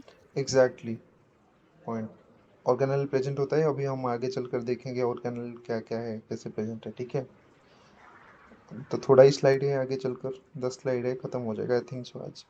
तो जो यूकेरिया है और बैक्टीरिया है उनके पास ईस्टर लिंकेज देखने के लिए मिलता है, बट आर्किया में ईथर ईथर लिंकेज देखने के लिए मिलता है, ठीक है, याद रखना। जो माइक्रोबायोलॉजी के लिए पेपर देंगे उनको याद रखने के लिए बोल रहा हूँ। Archaeal lipid like truly fatty acid side chains and instead the side chain are composed of repeating units of the hydrophobic 5 carbon hydrocarbon isoprene. तुमको ये याद रखने का जरूरत नहीं है, बट ऐसे याद रख सकते हो कि जो आर्कियल का लिपिड है, ठीक है, वहाँ पे फैटी एसिड नहीं होता है। फैटी एसिड के जगह पे क्या होता है, हाइड्रोफोबिक 5 कार्बन हाइड्रोकार्बन आइसोपेरेन। तो याद रखना 5 फैटी एसिड नहीं होता है, उतना ही काफ़ी है तुम्हारे लिए, ठीक है। तो नेक्स्ट चलते हैं, इंटरमेम्ब्रेन सिस्टम। बैक्टीरिया के अंदर क्या है इंटरमेम्ब्रेन सिस्टम? एक मुझे सुश्री एक दिन बोली थी कि इंटरमेम्ब्रेन बैक्टीरिया के अंदर बैक्टीरिया के अंदर जो ऑर्गेनेल है उसका नाम, सुश्री क्या था वो? एम से शुरू होता है, और कोई? एम से शुरू होता है। एम से। एम एम मेसोसोम्स, हाँ हाँ, हाँ मेजोजोम्स, सर, हाँ। मेसोसोम्स, हाँ सर। ठीक है। जो मेजोजोम्स मेसोसोम्स होता है। होता है, हाँ वो बैक्टीरिया में होता है। तो मेम्ब्रेन्स जो नाइट्रीफाइंग एंड फोटोसिंथेटिक बैक्टीरिया है उनके पास क्या होगा, बैक्टीरियल। बैक्टीरिया क्लोरोफिल होगा। तो और क्या हो सकता है, मान के चलो बैक्टीरियल को क्लोरोफिल नहीं है, ये पहले फोटोसिंथेटिक ऑर्गेनिज्म हो, ये जो पहले क्रोमोफोर, हम्म जो क्रोमेटोफोर समथिंग, ये हो सकता है। क्रोमेटोफोर, मुझे देख के ये बताना तुम कल सब, ठीक है। ये और मैंने और सर अभी दिया, याद नहीं आ रहा है। ऑप्शन दो क्या? हाँ हाँ सर, हाँ। सर। नहीं मैं क्लूज देता हूँ, थाइलाकोइड लाइक मेम्ब्रेन लाइक होता है थोड़ा, थाइलाकोइड लाइक, और थाइलाकोइड नहीं होता है वहाँ पे, इसीलिए बैक्टीरियल फोटोसिंथेसिस डिफरेंट है फ्रॉम प्लांट फोटोसिंथेसिस। तो तुम कल देख देख के मुझे बताना, क्योंकि इससे ज्यादा बहुत ज्यादा क्वेश्चन आता है बैक्टीरियल क्लोरोफिल के ऊपर प्लांट साइंस स्टूडेंट के लिए। सर कल जो क्वेश्चन और एक बार बताएंगे? क्वेश्चन ये है कि जो बैक्टीरिया के अंदर जो क्लोरोफिल होता है वो कहाँ पे होता है,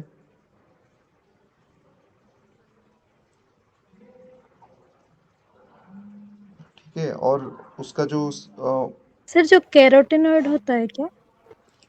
कैरोटीनॉइड नहीं नहीं नहीं, कैरोटीनॉइड नहीं होता, कैरोटीनॉइड प्लांट में प्रेजेंट होता है। एक सेकेंड लाइन पे रुको।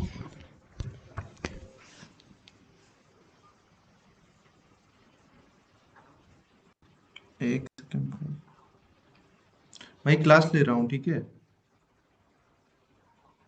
मैं क्लास लेने के बाद कॉल करता हूँ। Okay bye.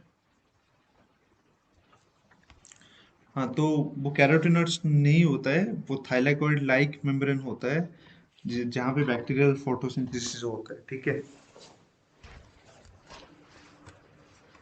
सर बता दीजिए क्या होता है।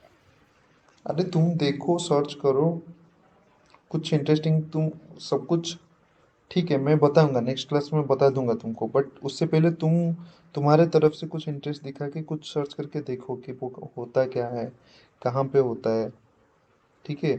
ये क्या करेगा ना, तुम जब सर्च करोगे, तुम कुछ क्वेश्चन, सपोज कुछ क्वेश्चन कर रहे हो, तुमको एक क्वेश्चन नहीं हुआ, तुम सोचे कि मैं इसको सर के पास भेज देता हूँ, ठीक है, तुमने भेज दिया, हमने भी तुमको आंसर भेज दिया, बट जब तुम उसको एनालिसिस करोगे, उसके लिए सर्च करोगे, बुक से देखोगे, तभी तुमको बस वही इन्फॉर्मेशन नहीं मिलेगा, वहाँ पे तुमको 4-5 और भी इन्फॉर्मेशन मिलेगा, जो तुमको क्या पता एग्जाम में वो नहीं आके और 2 क्वेश्चन आ जाए, जो तुमको पता होगा वो क्वेश्चन सर्च करते टाइम। पॉइंट समझ रहे हो क्यों मैंने बोल रहा हूँ कि ये पॉइंट तुम सर्च करके खुद से देखो, क्योंकि ये मैंने रियलाइज किया हुआ है।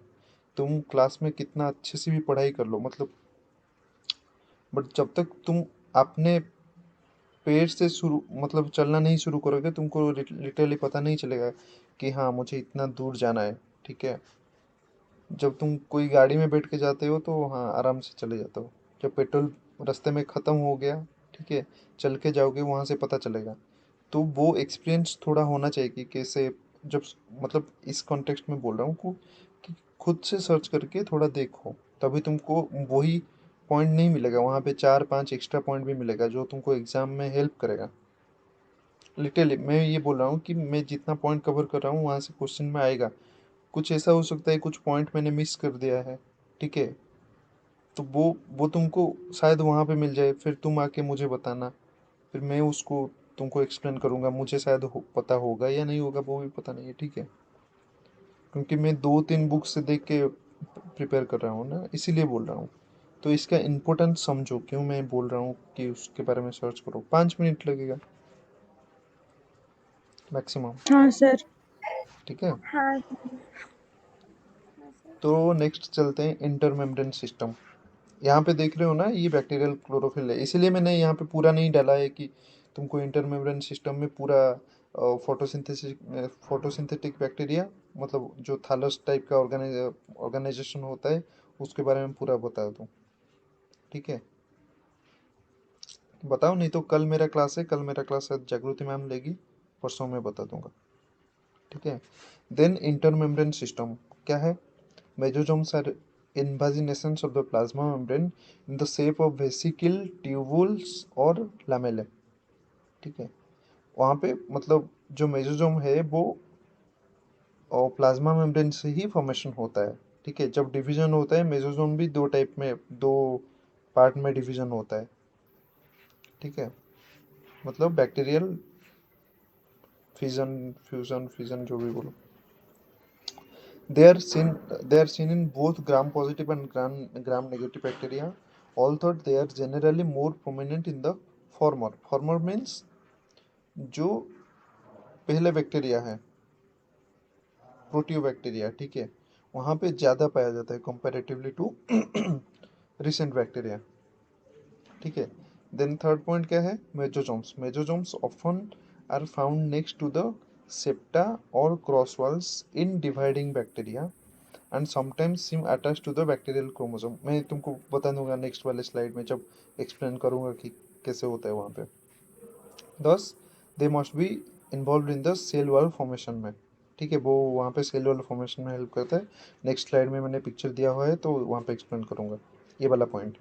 तो देयर फंक्शन में be to provide a larger membrane surface and greater metabolic activity, क्योंकि देखो प्रोकैरियोटिक सेल क्या किया, अपना सेल को छोटा कर दिया क्योंकि उसको ज़्यादा सरफेस एरिया मिलेगा, राइट। हाँ सर। तो वहाँ पे क्या होगा ना, ज़्यादा सरफेस एरिया, फिर भी उसको बहुत सारे मेटाबॉलिक एक्टिविटी करना चाहिए, ठीक है।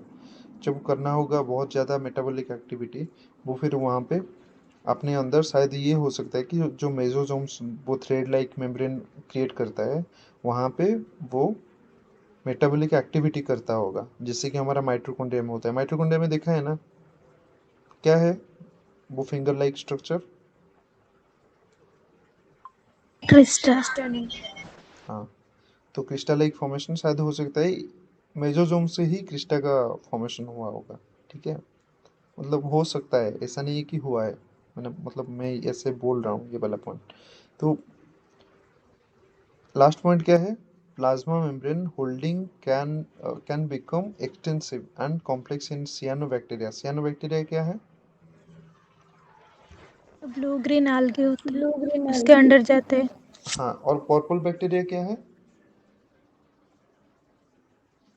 सर पर्पल बैक्टीरिया क्या है? पर्पल बैक्टीरिया कहाँ पे होता है? जो केमोसिंथेटिक बैक्टीरिया होते हैं। एग्जैक्टली हाँ, पर्पल बैक्टीरिया केमोसिंथेटिक होते हैं। ठीक है, और इन bacteria with very high respiratory activity like nitrifying bacteria. तो याद रखना, जो प्लाज्मा मेम्ब्रेन इनफोल्डिंग है, जिसको हम मेसोजोम्स बोलते हैं, वो बहुत ज़्यादा कहाँ पे पाया जाता है? सियानोबैक्टीरिया में पाया जाता है, पर्पल बैक्टीरिया में पाया जाता है, और नाइट्रीफाइंग बैक्टीरिया में पाया जाता है। जहाँ पे ज़्यादा मेटाबॉलिक एक्टिविटी हो वहाँ पे पाया जाता है, क्योंकि दूसरे बैक्टीरिया के पास तुमको क्लोरोफिल नहीं मिलेगा जो सियानोबैक्टीरिया के पास है।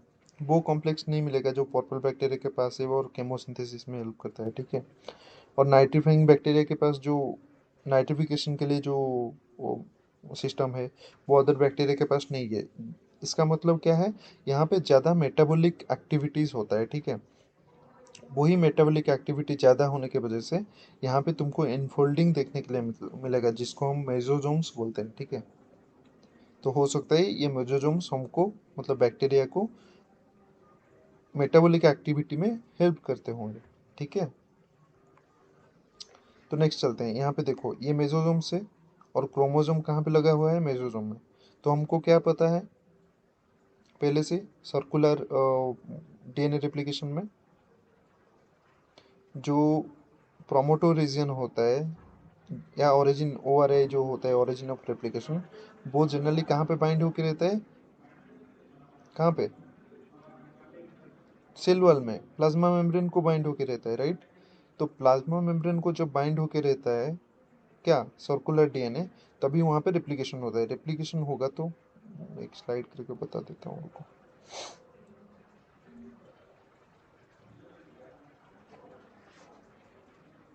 सर हाँ, सर ये सर्कुलर जो replication mechanism. Circular replication mechanism के बारे में ही बात करें। देखो, मान के चलो ये तुम्हारे पास पूरा बैक्टीरिया है। ठीक है, सॉरी फॉर द मतलब इतना बुरा हार्ट। ठीक है, तो ये है प्लाज्मा मेम्ब्रेन, जो रेड लाइन है। यहाँ पे सर्कुलर डीएनए है। ठीक है, जब बैक्टीरिया का सर डिवि दिखाई नहीं दे रहा है। किसी को दिखाई नहीं दे रहा है? नो नहीं सर। यार। ओके ओके, वेट, मैं तुमको बता देता हूँ। ठीक है, पहले मुझे ड्रॉ करने दो।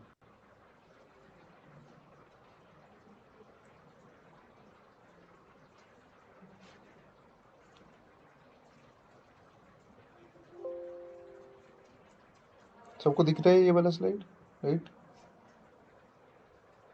हाँ सर। तो ये जो हाँ बैक्टीरिया है, सर। ठीक है, ये मेंडल्स जैसा दिख रहा है। ठीक है, बट ये बैक्टीरिया है। ठीक है, और ये दो उसका आंख नहीं है, ये उसका सर्कुलर डीएनए है। ठीक है, ये पहला सर्कुलर डीएनए है, जो जहाँ पे मेरा क्रसर है ठीक है, पॉइंटर है जहाँ पे वो पहला डीएनए है। जब रेप्लिकेशन होता है तो जो ओरिजिन ऑफ रेप्लिकेशन होता है, वो यहाँ पे बाइंड होके कहाँ पे रहता है? प्लाज्मा मेम्ब्रेन को। ठीक है, तो जो मेसोजोम्स होता है, तो वो क्या करता है ना, ये जो सर्कुलर डीएनए के साथ होता है। ठीक है, और मेसोजोम प्लाज्मा मेम्ब्रेन का एक पार्ट है। हो सकता है मेसोजोम को लगकर ही इसका डिवीजन हुआ होगा। फिर मेसोजोम पॉइंट होता है जहाँ से बैक्टीरिया का सेल पूरा डिवीजन होता है। ठीक है, बता देता हूँ, रुको। जो डिवीजन होता है वो मेसोजोम के पास ही होता है। ठीक है, कहाँ चला गया अरे?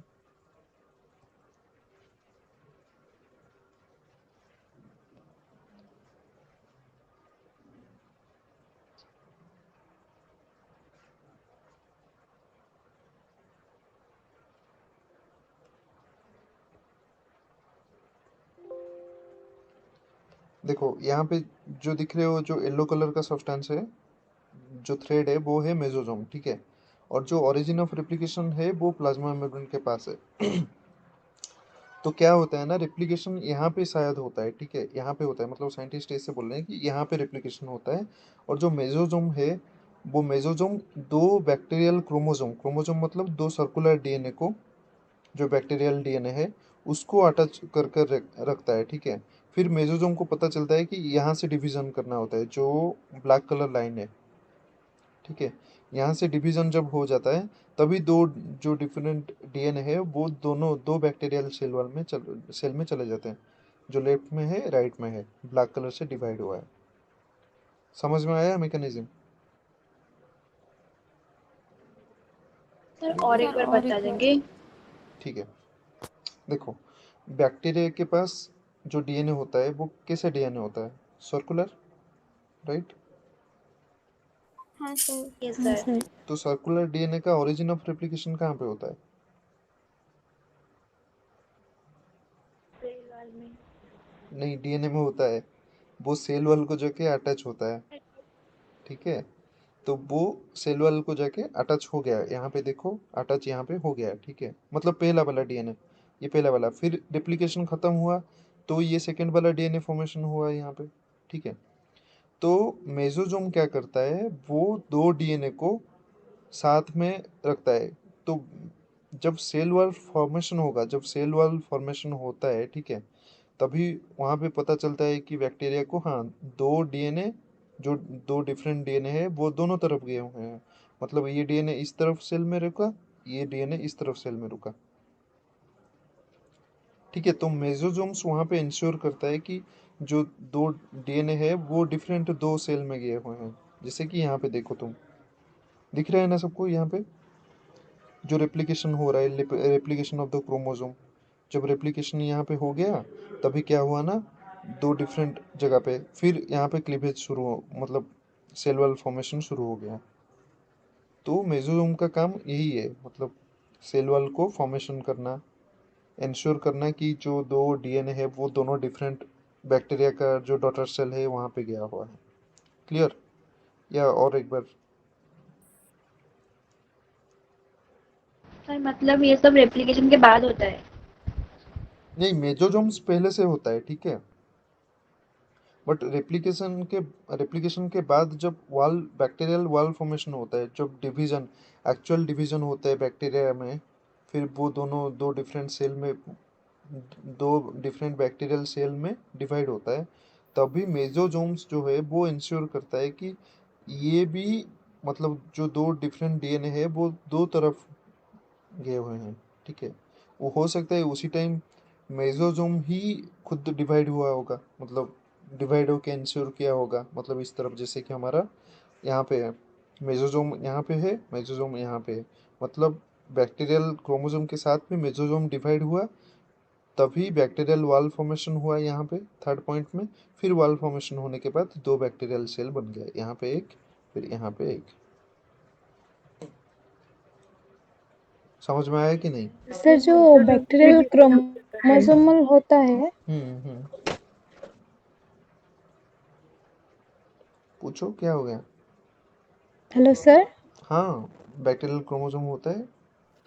सर जो बैक्टीरियल क्रोमोसोम होता है वो जरूरी है कि वो प्लाज्मा मेम्ब्रेन के साथ बाइंड होगा, हाँ मतलब अंदर नहीं होगा हाँ क्या? हाँ, ये नहीं, ये जरूरी है कि उसको प्लाज्मा मेम्ब्रेन के पास बाइंड करना है, उसके बाद ही ओरिजिन ऑफ रेप्लिकेशन के बाद प्रोमोटर सीक्वेंस एक्टिव होता है।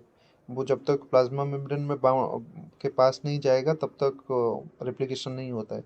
और जनरली बैक्टीरिया के थ्रू आउट लाइफ वो प्लाज्मा मेम्ब्रेन के पास ही बाइंड होके रहता है, मतलब जो बैक्टीरियल, इसलिए तुम देखोगे एक सेल में न्यूक्लियस हो या न्यूक्लियोइड्स हो बैक्टीरिया में, ठीक है, वो जनरली प्लाज्मा मेम्ब्रेन के पास ही होता है, तुमको बीच में देखने के लिए नहीं मिलेगा।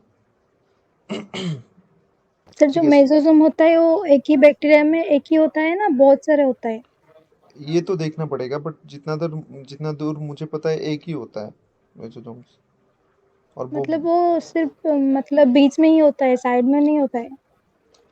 बीच में होता है, बीच, देखो ये बैक्टीरिया का जो सेल है ये 2D स्ट्रक्चर है, तुमको 3D स्ट्रक्चर दिखेगा तो तुम एक पूरा राउंड स्ट्रक्चर के अंदर कहाँ पे देखोगे, कहाँ पे तुमको पता चलेगा कि वो साइड में होगा या बीच में होगा?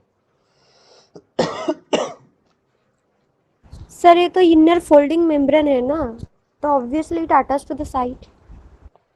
अरे बीच में होगा मतलब, मुझे लगा कि वो पूछ रही है यहाँ पे होगा, मतलब यहाँ पे होगा या सर यहाँ हाँ पे मैं होगा। वही, आप जो बोल रहे हैं मैं, हाँ हाँ हाँ सर मैं वही पूछ रही थी। अच्छा ठीक है, तुम एक बैक्टीरिया के सेल के अंदर ही चले जाओ पूरा, तो सोचो एक पूरा एक राउंड सा स्ट्रक्चर है वहाँ पे, ठीक है? तो तुमको वो बीच में ही मिलेगा, जिस भी तरफ जाओ वो बीच में ही दिखा देगा, क्योंकि वो एक्सटेंड होता है ना अंदर की तरफ, और वहाँ पे डीएनए भी मतलब क्रोमोसोम भी अटैच होके रहता है, इसीलिए तो क्रोमोसोम यहाँ पे अटैच होता है, हाँ तो सर, इसीलिए जो मेटाबॉलिक सर्कुलर होता है ना, सर्कुलर होता है बट मतलब फोल्डेड होता है। सर्कुलर होता है तो इसलिए बीच में होगा या फिर जहाँ भी होगा मतलब डिवाइड करेगा। हाँ देखो अभी तक ये ऐसा क्लियर नहीं है कि जो बैक्टीरियल क्रोमोसोम है वो रेप्लिकेशन के टाइम पे प्लाज्मा मेम्ब्रेन को पर्टिकुलरली जाके बाइंड करता है या मेसोजोम के पास ही बाइंड करता है, मतलब मेसोजोम के पास प्लाज्मा मेम्ब्रेन को बाइंड करता है, बट ऐसा देखा गया है कि मेसोजोम जो है वो भी तो प्लाज्मा मेम्ब्रेन का एक पार्ट है ना। हाँ सर। ठीक है, तो हम उसको डिफरेंट नाम ही दिए हुए हैं, तो वो ऐसा होता है कि उसको हम बोल सकते हैं कि वो प्लाज्मा मेम्ब्रेन को बाइंड होके रहा है। तो तुमको बुक में ज़्यादातर मिलेगा कि वो प्लाज्मा मेम्ब्रेन को बाइंड होके रहा है, ठीक है? तभी तो जब मेसोजोम के पास डीएनए वगैरह मतलब जो बैक्टीरियल जीन्स होते हैं वो मेसोजोम के पास होने ही सी मतलब होता है, इसीलिए वहाँ पे बहुत सारे मेटाबॉलिक एक्टिविटी होता है, क्योंकि और कोई ऑर्गेनेल नहीं है ना जहाँ पे एक्टिविटी हो पाएगा। यहाँ पे प्रोटीन शॉर्टिंग वगैरह होता है, जो हम देखेंगे, protein folding, protein sorting, protein transport में, ठीक है, यूकेरियोट में। तो यहाँ पे ही होता है, डायरेक्टली यहाँ पे होता है, उसको मतलब बैक्टीरिया को ज़्यादा एनर्जी का ज़रूरत नहीं पड़ता है कि यहाँ पे प्रोडक्शन करना है सेल के अंदर, फिर उसको बाहर लेके जाना है प्लाज्मा मेम्ब्रेन से, ठीक है? जितना प्रोडक्ट होगा वहाँ पे उतना एटीपी लगेगा शायद ट्रांसपोर्ट होने के लिए, है कि नहीं? सबका क्लियर हो गया ये हाँ सर। बात? देखो यहाँ पे वही बात लिखा हुआ है कि a diagram of the attachment of the bacterial chromosome indicating the possible role of the mesosomes in ensuring the distribution of the chromosome in a dividing cell. मतलब क्या है, दो डिफरेंट डॉटर सेल में क्रोमोसोम, दो chromosome गया है कि नहीं वो इंश्योर करता है कौन? मेसोसोम, ठीक है? देन सेकंड पॉइंट क्या है? Upon attachment to the plasma membrane the DNA replicates and reattach at the separate points, continue growth of the cell gradually separate the chromosome। ठीक है, यहाँ पे ये बोला जा रहा है कि जब अटैचमेंट हो जाता है प्लाज्मा मेम्ब्रेन में, जो डीएनए होता है वो रेप्लिकेट होने लगता है, फिर से वो रीअटैच होता है and separate at separate point. Replication खत्म हो गया ना, फिर वो रीअटैच हो गया सेपरेट पॉइंट में। यहाँ पे देखो, सॉरी स्लाइड चला गया, मैं जूम कर रहा हूँ। ये जो बैक्टीरिया है यहाँ पे दो बैक्टीरियल क्रोमोसोम अटैच है कि नहीं है, दिख रहा है कि सबको? नहीं। हाँ सर। तो ये रेप्लिकेशन पॉइंट है, ठीक है? और जो प्लाज्मा मेम्ब्रेन के साथ बाइंड होकर रहा है वो ओरिजिन ऑफ रेप्लिकेशन है, ठीक है? तो इमिडिएटली वो फोल्ड होगा ना, जब भी डीएनए होता है बैक्टीरिया के पास फोल्डिंग के लिए हिस्टोन लाइक प्रोटीन होते हैं जो बैक्टीरियल डीएनए को फोल्ड करते हैं, इसीलिए बैक्टीरिया का एक ही क्रोमोसोम होता है, हम उसको वन क्रोमोसोम मानते हैं, ठीक है? तो फिर जब यहाँ पे हो रहा है, फिर दो अटैच हो जाएगा डिफरेंट दो क्रोमोसोम में, फिर डिवाइड होना शुरू हो जाएगा, डिवाइडेशन, यहाँ पे जैसे डिवाइडेशन हुआ है फिर डिवाइडेशन शुरू हो जाएगा, ठीक है? समझ में आया? हाँ सर। ओके, तो इतना है मेसोसोम के बारे में, ज़्यादा कुछ नहीं है। देन प्रोकैरियोटिक साइटोस्केलेटन क्या है, तुमको बस यहीं पे ये याद रखना है, TSZ जो फिट्स जिसको बोला जाता है वो ट्यूबुलिन है। ट्यूबुलिन हमारा यूकैरियोट में होता है। जब हम साइटोस्केलेटन नेक्स्ट क्लास में पढ़ेंगे, मतलब सेल बायो में पढ़ेंगे, सेल बायो का कुछ बाकी है ना, प्रोटीन शॉर्टिंग, साइटोस्केलेटन, वो सब, तो वहाँ पे हम डिस्कस करेंगे कि जो फिट्सेस जो ट्यूबुलिन है, ठीक है, उसका नाम बैक्टीरिया में फिट्जेड है, जो सेल डिवीजन में हेल्प करता है। तो उसके ऊपर ज़्यादा जानने के लिए क्या है, that is widely observed in bacteria and archaea. तुमको बैक्टीरिया आर्किया में देखने के लिए मिलेगा साइटोस्केलेटन के हिसाब से फिट्जेड को, ठीक है। और मॉर्बी क्या है, मॉर्बी है एक्टिन, एक्टिन लाइक प्रोटीन, जो भी एक साइटोस्केलेटन है, ठीक है, वो सेल को शेप देने में हेल्प करता है। मॉर्बी बहुत इंपॉर्टेंट है, तुमको एग्जाम में आएगा, सेल को शेप देने के लिए कौन हेल्प करता है, तो वो है मॉर्बी, ठीक है। देन थर्ड पॉइंट है सिस्टेटिन। यहाँ पे क्या होता है, जो इंटरमीडिएट फिलामेंट प्रोटीन होता है वो उसका नाम है सिस्टेटिन, वो सेल को शेप देता है and it is discovered in Caulobacter सिस्टेनस। तुमको ये याद रखना नहीं है, बट बैसिलस स्टेबुलस जो है वहाँ पे इसको MD1 बोला जाता है, किसको, मॉर्बी को। ये याद रखना है, ये 2 पॉइंट, ये थर्ड पॉइंट, ठीक है, दैट्स एनफ। देन हम चलते हैं फिर नेक्स्ट, प्रोकैरियोटिक साइटोस्केलेटन जो है उसको कैसे विजुअलाइज किया गया। देखो ये सब ग्रीन फ्लोरेसेंट प्रोटीन है, GFP जिसको बोला जाता है, ठीक है। तो मॉर्बी लाइक जो साइटोस्केलेटन एलिमेंट है तुमको देखने के लिए मिलेगा पूरा, ये एक बैक्टीरियल का सेल है, ठीक है, 3 cell from sonar the higher magnification. तो उसके अंदर तुमको देखने के लिए मिल रहा होगा सब पार्ट, ये साइटोस्केलेटन है। दिख रहा है कि नहीं सबको? हाँ सर। कौन कौन सो गया है क्लास में आज? कोई नहीं सोया है? No sir. तो ये लास्ट स्लाइड है, इसको डिस्कस करेंगे फिर चलेंगे, ठीक है। तो एंटीबायोटिक टारगेट क्या है, एंटीबायोटिक रेजिस्टेंस कैसे काम करता है, इंटरेस्टिंग है, याद रखना। और कुछ दिखाई नहीं दे रहा है। हाँ हाँ दिखाई दिया अभी? हाँ सर। ठीक है, जो सेल वॉल है यहाँ पे, वो कौन सा एंटीबायोटिक से अफेक्ट होता है, बीटा लैक्टम। बीटा लैक्टम क्या है,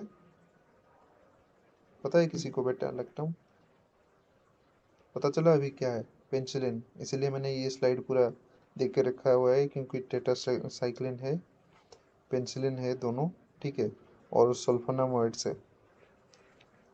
तो यहाँ पे तुमको बस याद रखना है कि सेल वॉल जो है वो वैनाकोमाइसिन और पेनिसिलिन से अफेक्ट होता है, ठीक है।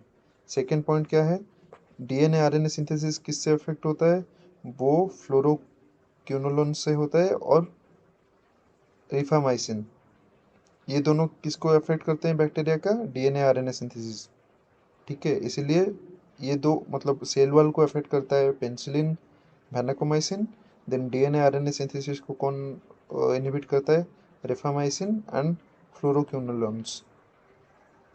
देन फॉलेट सिंथेसिस जो है वो बहुत इंपॉर्टेंट होता है, क्योंकि आयरन एक मेजर पार्ट है हमारे बॉडी के अंदर काम करने में, मतलब हमारे बॉडी, बैक्टीरिया, प्लांट में मैग्नीशियम होता है। तो वहाँ पे क्या होता है, एक सेकेंड लाइन पे रुको।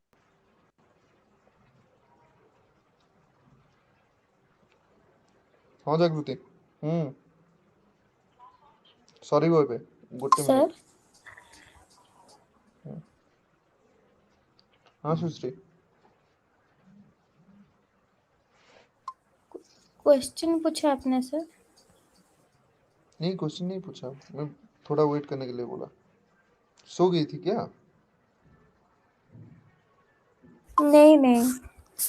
अच्छा ठीक है, जो फॉलेट सिंथेसिस है, ठीक है, वो को, कौन सा एंटीबायोटिक उसको टारगेट करता है, मेनली सल्फोअमाइड्स एंड ट्राइमोपोर्सिन। देखो तुमको इतना सारी चीज़ याद नहीं रखना है, बस जो जो एंटीबायोटिक ज़्यादा यूज होता है, जैसे कि बीटा लैक्टम्स। बीटा लैक्टम्स किसका नाम है, पेनिसिलिन का, ये रिफामाइसिन ये यूज होता है, ठीक है।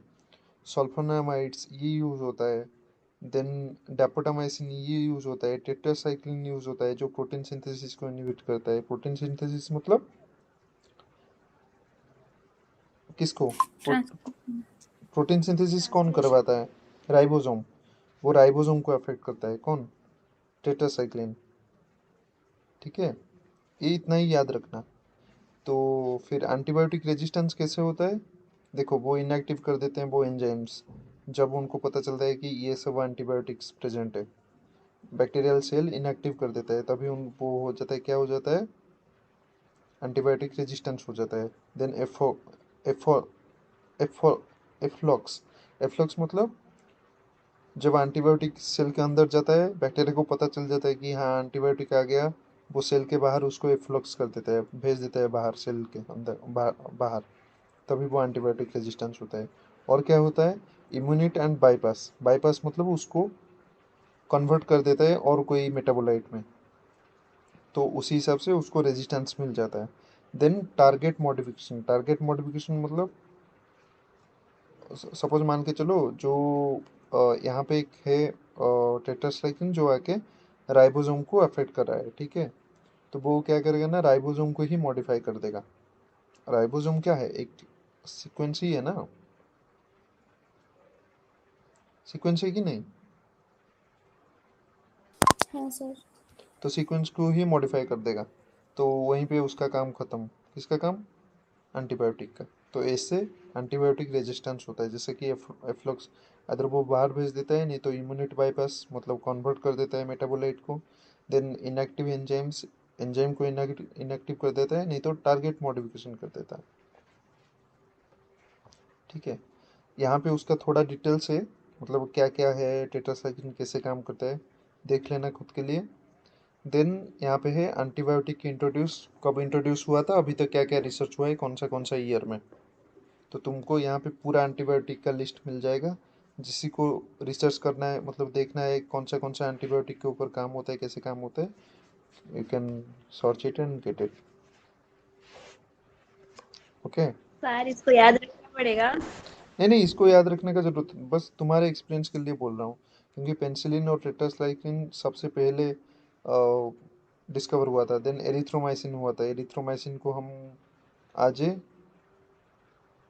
मेडिसिन के हिसाब से लेते हैं, राइट। लेवोफ्लैक्सिन, इसको हम मेडिसिन के हिसाब से लेते हैं। तभी उसी साल देखा गया कि लेवोफ्लैक्सिन रेजिस्टेंस पिनोमोकोकस जो है वो मिल गया। तो इस तरफ जो नीचे की तरफ है वो एंटीबायोटिक रेजिस्टेंस आइडेंटिफाइड हुआ है, ऊपर की तरफ एंटीबायोटिक इंट्रोड्यूस, मतलब एंटीबायोटिक जब डिस्कवर हुआ उसके बाद उसके रेजिस्टेंस भी मिल गया कि हाँ ये चीज़ रेजिस्टेंस है, ठीक है। जिसको मेडिकल बायोलॉजी करना है, माइक्रोबायोलॉजी करना है, उनको वो उसको दे यूज़ कर सकते हैं। तो आज के लिए क्लास इतना ही। मैं आज रात को वीडियो भेज दूंगा पीडीएफ के साथ। और एग्ज़ाम है कब तुम्हारा? कब है? थर्सडे।